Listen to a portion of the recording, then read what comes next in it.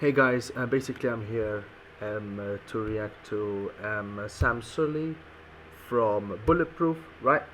Basically, he is the individual that has brought gyms for free for youths here in Malta. And there are two videos I want to analyze and I want to react to. Okay, and I'll even read the comments on the side. But first, I want to see the video. First one is basically reacting to, in the name, Will Maltese People Go Extinct? Let's begin.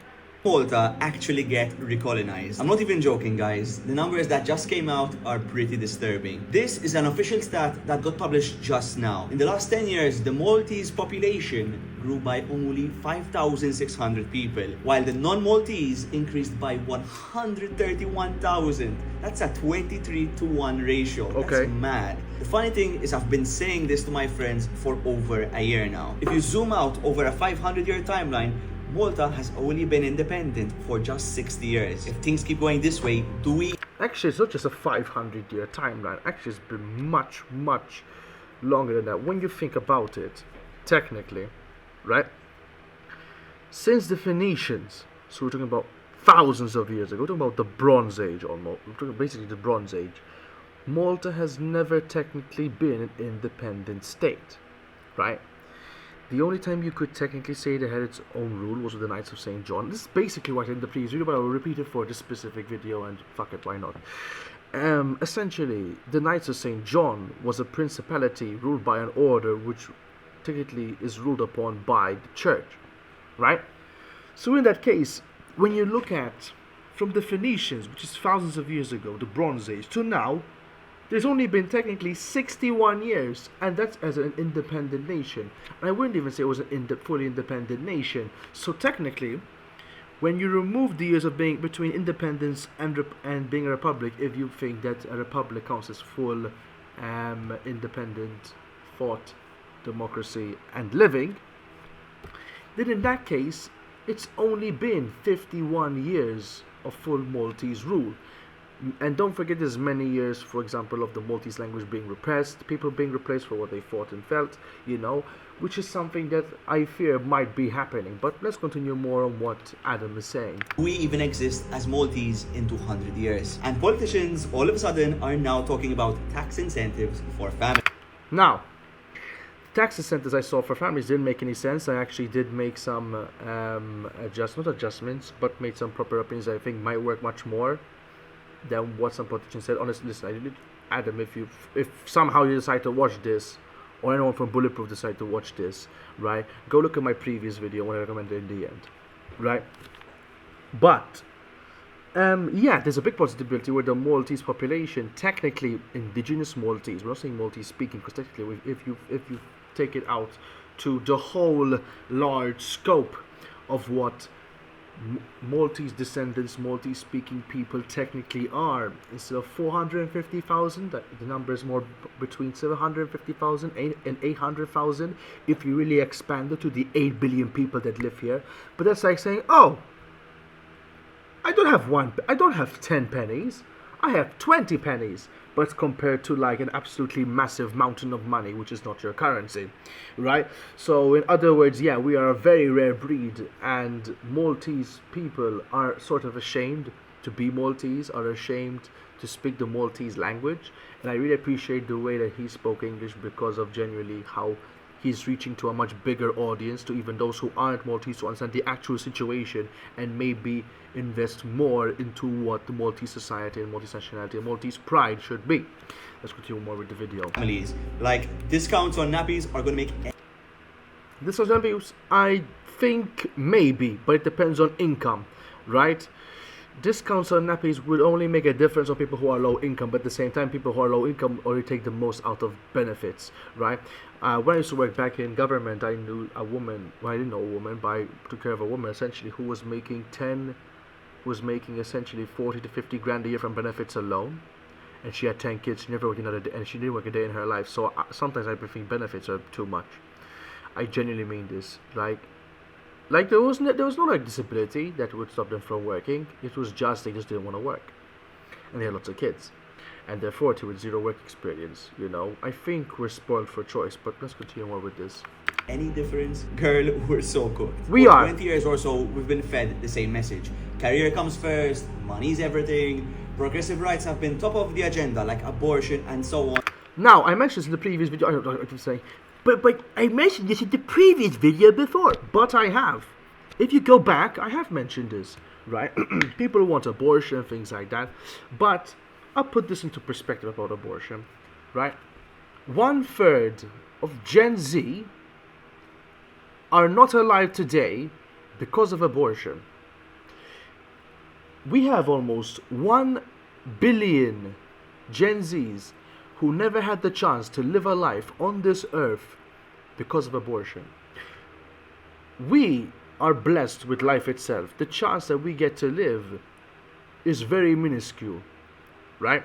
Both in the context of me being both a religious individual and a logical individual, right? It's a very rare and unique chance to live, right? It's hard, sure, but the problem is that people do not want to take responsibility. There are many excuses for what abortion is. Listen, anyone who thinks a baby is just a clump of cells are absolute moronic, selfish cunts. End of story. But let's continue with watching what he's saying. But yeah, progressive rights have taken over society. Career should be important. Money is important. But when things become progressive, you get too much bureaucracy, cost of living gets worse, everything gets worse essentially. And Malta is a big example of it, to essentially go to an audience which wouldn't really respect Malta as it should be. So essentially we're attracting people who do not respect Malta because of our progressivism, which want to change the Maltese agenda, and now we're suffering with our very own success of being stupid idiots, essentially. Dominate the headlines. Families, kids, they've been portrayed as traditional thinking. Yes, which is correct, but traditional thinking that we need, essentially, and I know he's saying it on my side, but obviously I'm trying to elaborate on my opinion while reading this as well, i.e. unsexy or backwards. So girls grow up believing family equals wasted. But then if you go to Parcherville and literally get fucking wasted and get your legs open like a dustbin, that's perfectly fucking fine. It's not, but let's keep going. Potential. And for the guys, there's no real men to look up to. They've been conditioned to stay quiet because God forbid you might offend someone. I don't give a fuck. I'm making this now for everyone who I want. I literally went and called out the Minister of Finance. The only reason I didn't at him, right, on that previous video was because I couldn't find his TikTok account. And when I do, I will. Anyways, keep going. And here we are scratching our heads, wondering why the birth rate's collapsing while our culture slowly fades away. What do you think, guys? Am I overreacting, or is this conversation Malta desperately needs? Well, Adam, no, you're not overreacting. It's simple. The government for the last 20 years has essentially been saying, obviously under the pressure of Europe, oh no, we have to be more progressive because we have to be like Europe. But the thing is, right now, in the God-given year of 2025 has proven that being progressive and being woke gets you broke. What do I mean? Giving too many benefits cause people who essentially abuse the welfare system, right? I believe there are many people who abuse the welfare, taking money from people who actually work and basically making babies simply because they can. And those who should be having babies, right, aren't, because they can't afford it, because taxes are too high, everything is too expensive, right? Why should someone work more than 40 hours just to live? You shouldn't. Overtime isn't supposed to be something you should depend on. It should be something extra. So maybe like say, listen, I'm gonna maybe buy something nice, let me work a bit more and buy it, okay? But we've ruined that. Malta as a nation is one of the hardest working countries, both as a multi-nationality and overall people in the country. They work the most overtime because the cost of living is so ridiculous, right? Also, mothers and fathers do not have enough time to bond with the baby and be with the baby. So there should be more paternity leave and maternity. But you know what happens? Companies will say, so I'm paying 35% corporate tax of a Maltese company, right? And if I just bring someone who doesn't come bitch and moan and complain and ask for all this shit, I can just pay them less as well. Why not? Let's go to the comments real quick. So it's 172. Top ones are mux dawk il-Libandjani fox kemm għandhom. There's a video related to this. Dak il-Liba Josef u Robert imma li ġabu maw. India, Africa is the biggest population, and China, we are doomed now, too late. تقعدش تكلم خرش باستتسي. This one. Why aren't you talking in Maltese if our culture is fading, huh? Listen here, bitch. Zayn, I don't give a fuck who the fuck you are, but I'll fucking rip your new ass, okay? Malta has two national languages, English and Maltese. We fought for our right to speak Maltese, but Adam, to get his point across, decided English. Okay? And then Adam responded perfectly. Everyone can understand me in English, and Anne-Marie Pisana said, Veru, tkellem bil-Malti. So listen, I think that maybe you could maybe try and make Maltese content, but at the same time, it's your fucking account, your decision, right? People can give their opinion just because they want to bitch and moan. Doesn't mean their bitching and moaning has any real value whatsoever. Could have said it better, but the economy isn't doing very well. We're actually doing what the economy shouldn't have done. We're actually doing what's happening in Turkey right now. The difference is Turkey still has traditional values, where the economy goes up so quickly that the cost of living cannot keep up with it. So we're essentially artificially building it up with lower skilled workers. Now, for this, you have to get out of this and go to this, which is basically listen. I know you're looking at the Hagrid thing. Leave Hagrid alone.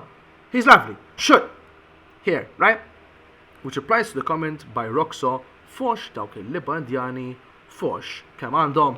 The Indians are working 80 hours a week, 5 jobs, just to afford the family and send the money back home. Honestly, guys, fuck us. We've all become snowflakes. Here in Malta, we say it's too expensive to have kids. But too expensive is just another excuse. It's like... It is not. It is not too expensive, right? I'm saying this as the son of 4 kids, right? 2 well-paying jobs. Well, not really well-paying jobs. They don't get paid enough for all the education, all the shit they do, right? But you genuinely cannot live the life that Maltese people were used to before. Let's begin with the easiest one, real estate. What's happened with real estate? We've essentially overjacked the entire population with people who, let's be honest, don't contribute much economically other than just saying, oh, we have lots of people, right? So I can build, let's say, build a block of maybe 20 apartments. Let's say I rent out these 20 apartments. What should I do? Should I go and say, hello, Mr. and Mrs. Bujeya, I'm going to rent you this 2-bedroom apartment, right, for only €800 a month? Or should I say, hello, 40 Indians. So listen here, 40 Indians, or Africans, or whoever is willing to pay. If you pay me €200 per month, do that times 40, that's equal to $8,000 a month, right? Pay me in cash, so I don't pay tax nor VAT. And essentially, I'm going to be making $8,000 a month compared to the $800 a month. Now, $800 a month is almost impossible these days because obviously real estate has doubled, if not tripled in price in the last 10 years because of the overpopulation issue. Why? Because the socialist government gave lots of land for free to build because there was a huge homelessness problem back in the 60s and 70s, and a huge ration thing which was reduced now. And essentially, now we're at the opposite problem. Now, because the government gave such large plots for people to build such massive homes, now with the large population growth we have, people are now bitching and moaning because they're demolishing houses to build blocks of apartments because of the housing shortage. And because of the housing shortage and the low and the high supply and low demand is higher prices, yeah, that's the cause of overpopulation, right? Also, Maltese people aren't being paid enough. Do you know why? And I'll tell you this, Adam. How many times have you heard someone being threatened, saying, I can replace you with someone cheaper, right? Why should, let's say, for example, Mr. Camilleri, a business owner, right, say, listen, a Maltese person can do this job for €2,500 a month, right? But if I immigrate Ahmed from Pakistan, I can pay him $1,100 a month. He'll do the same job, he'll work more hours, it'll cost me the same amount of hours he'll do, and he'll give me double the work. Also, I'm also paying 35% tax because I'm a Maltese company, if I do things properly, which I will not, but fuck it. Why should Why shouldn't I pay lower taxes? Because the European Union essentially is fucking us over because they're calling us a tax haven. You know, why should the European Union tell us how we should tax people? Why should the European Union tax and make farmers' lives worse, right? But it's simple, because they've got lots of people from these lower countries very easily, and they said, listen, low skilled work, low skilled pay. But there's a difference between having a low skilled income and an unlivable income. It is absolutely ridiculous, okay?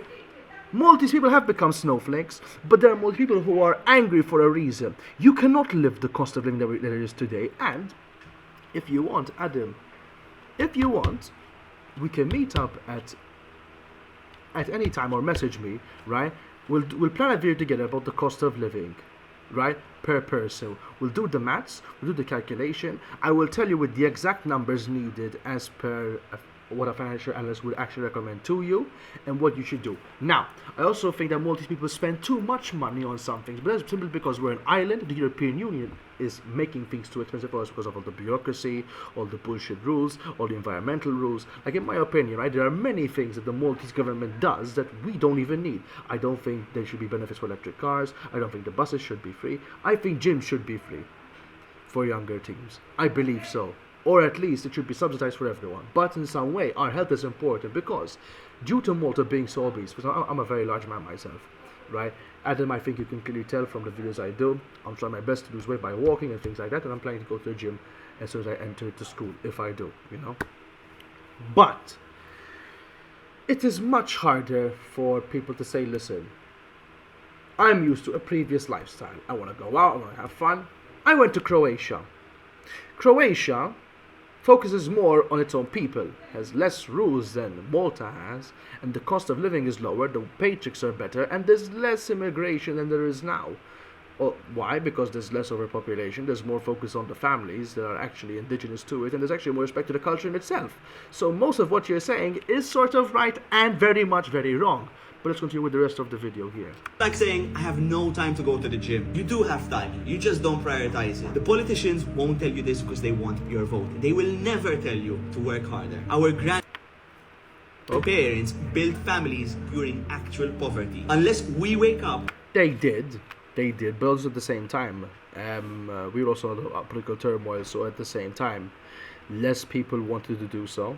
And at the same time, there was also a period of time where Prime Minister Dominic Mintov classified us as a third world country, so we could get more benefits from the European Union, essentially getting in less investments to Malta, right? And the only reason we built something so big today is because of the 80s and 90s, 70s, 80s and 90s, when Gaddafi invested a shit ton of money in. But people don't want to admit that. And those who do are silenced because it's not progressive enough. You know, listen, we've essentially ruined our country.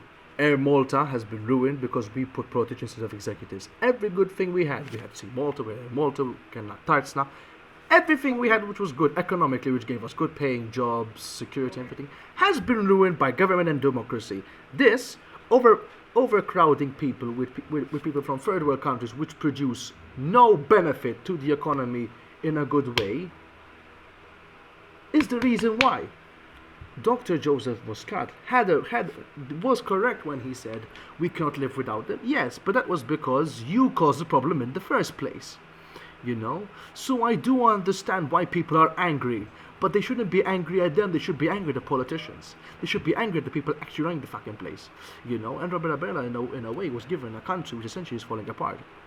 I'm not red, I'm not blue, I'm not green, I'm not purple, I'm not black, I don't give a fuck. Right? I am a man with my own opinion who loves things such as economies and finance. We fucked it over by overpopulating it, and we've essentially made it in a way where it is simpler for other people to live than in a Maltese person. I'll tell you this. You're telling me that the people who are coming in, who work twice as much as we do, which is incorrect. I know people who work as much as them, if not more, right? And they still can't live. But then they, not only do they not invest in Malta, they take their money back home. So essentially, we're losing our money that we're pumping in for. We've essentially become a washing machine for everyone else, right? If you want my honest opinion, if you want to solve this problem, right, you should remove a bunch of people who don't contribute high income jobs to Malta, and they've actually caused reductions in salaries in Malta. Kick them all out. I don't give a fuck. This is how we're gonna solve this. Alright? But I'm saying in the most strict and quickest way possible. Kick them out. You got at least between 30 to 40,000 people have to be deported, for sure. If any person who isn't part of the European Union or doesn't have a very high important skill, so for example, a doctor of a very serious disease or a researcher or a professor, anyone who's very low skill, if a company wants to bring them in, they have to pay 100 grand. Trump is doing lots of things which make lots of sense, but we're too much of a pussy to do so, right? I'll tell you this, if I've had the chance to be in power, Malta wouldn't be the same. There are many things I can say about this, but I respect and for giving his opinion, for having the balls to say things that no one would say. Even if I didn't agree with him, which there are many things I don't agree with, I think that he's doing good expressing his opinion, and I think us as a Maltese population should be doing the same. I wish you all a good night, sweet dreams, and I bid you all adieu.